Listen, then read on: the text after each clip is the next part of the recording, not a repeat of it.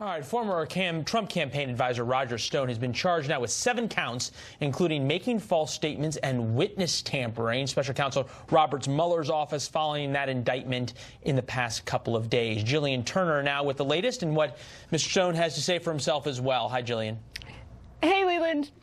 Excuse me there, got something caught in the throat. Roger Stone is slated to appear for arraignment Tuesday morning, 11 a.m., according to the latest from court documents. Yesterday, he's showing the world he's in a fighting mood. But I will not quit. I will not fold. I will not bend. I will not bear false witness against the president. I intend to fight because this indictment is fabricated. This indictment is thin as can be. The president reacting this morning with a new tweet, deflecting attention from his longtime friend, writing, if Roger Stone was indicted for lying to Congress, what about the lying done by Comey, Brennan, Clapper, Lisa Page, and lover Baker, and so many others? What about Hillary to the FBI and her 33,000 deleted emails? What about Lisa and Peter's deleted texts and Weiner's laptop? Much more. While his attorney is sticking to the president's favorite line, no collusion, he's saying in a statement on the 24-page indictment, quote, it doesn't allege collusion. Now, White House staff has been echoing the message that there's nothing doing. Look, I'm not an attorney. I haven't read that document. I'm not going to get into things I don't know. What I do know is that this has nothing to do with the president, has nothing to do with the White House. But the House Speaker is sticking to the old adage that you can tell a lot about people by their friends. It's very interesting to see the kinds of people that the President of the United States has surrounded himself with. This connection to the integrity of our elections is obviously something we have to get the truth about. The 7 charges Stone faces include lying to Congress, witness tampering, and obstructing a congressional investigation. The special counsel has now either indicted, convicted, or gotten guilty pleas from 34 people, 6 of them former Trump advisors, including the president's former attorney, national security advisor, and campaign chairman. Leland? And as the president and his folks would point out, still no direct link in any of those indictments between the Russian government and the Trump campaign. We wait to see if Robert Mueller comes up with that. Jillian, thanks. Kristen's got more. Yeah, and for more insight, let's go to criminal defense attorney and former head prosecutor in New Jersey, Bob Bianchi. Bob, thanks for coming on. I'd like to start with one of the key lines in this indictment. It reads that a senior Trump campaign official was directed to contact Stone about any additional WikiLeaks releases. As a former prosecutor, what do you think that the special counsel, Robert Mueller, was trying to get us to understand in that line? Well, what it's basically saying is that there is now closer proximity to the Trump campaign itself. At least another member, that is Stone and Credico and Corsi, are working actively with WikiLeaks with regard to trying to get damaging information on Hillary Clinton.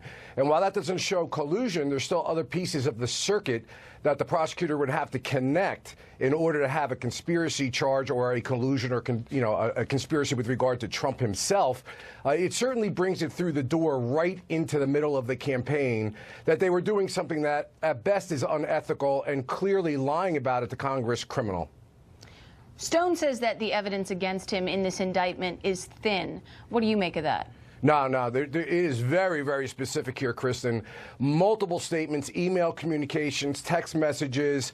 It is very clear that when he testified to Congress, he lied to Congress, and the special counsel did an excellent job at outlining the various electronic data that they currently have. And, of course, there's a search warrant where we're probably going to even get more, and clearly demonstrates that there were palpable, false, and material lies made to Congress and to investigators. I think it's a pretty solid case in terms of obstruction and tampering with witnesses and threatening people. And, the indictment really was kind of classic Mueller, right? He dangles a little bit of information without giving away too much. Big picture here, what do you think this says about the state of the Mueller probe and where it goes next? I think it shows that there's a lot of information. We need to go slow before we speculate. I believe there's a lot more connective tissue. He's basically laid out a conspiracy indictment here, but hasn't charged with conspiracy. It's clear to me from all of the actors and the detail of this that there are a lot more charges coming down. In my opinion, watch next Julian Assange and WikiLeaks with regard to being conspirators with regard to this. The question will become whether or not Stone and or the Trump campaign knew the information that WikiLeaks had actually came from the Russians. If the special counsel is able to connect that loop, expect a number of people to be indicted.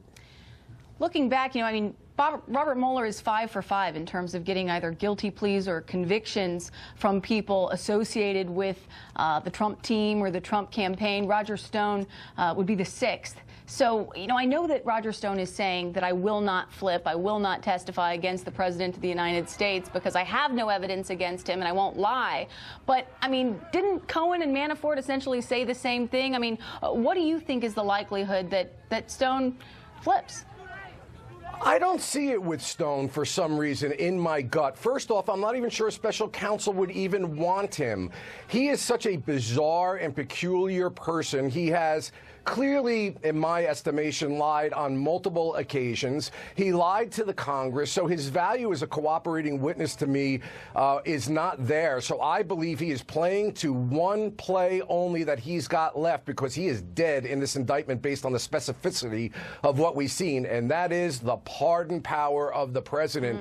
Other than that, he has got no escape. I don't think they even care. Maybe if he comes forward with some earth-shattering data that can be supported and corroborated, then maybe they'll listen. And what really happens there, Kristen, just so you know, because people get confused with this, he will debrief his lawyers. His lawyers will go into the special counsel and say, hey, we have X, Y, and Z. And then they'll do a proffer session, if possible, where he can say he's got to speak truthfully, everything he's got, and they'll evaluate as to whether there's a value to it. But I don't see him doing that because I think he's locked in, and I don't think he's valuable to the special counsel. I think the pardon is his only out.